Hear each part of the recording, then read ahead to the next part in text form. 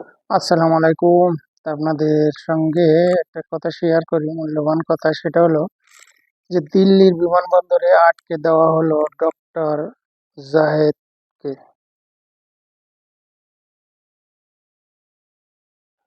দিল্লির ইমিগ্রেশন জটিলতার প্রধানমন্ত্রীর উপদেষ্টা ডক্টর জাহেদ দিল্লির বিমানবন্দরে তাকে আটকে দেওয়া হলো। তাহলে একজন প্রধানমন্ত্রীর উপদেষ্টা যদি তাকে বিমানবন্দরে যোগ্য সম্মান না দিয়ে আটকে দেওয়া হয়, তাহলে কেমন দেখা যায় কোন?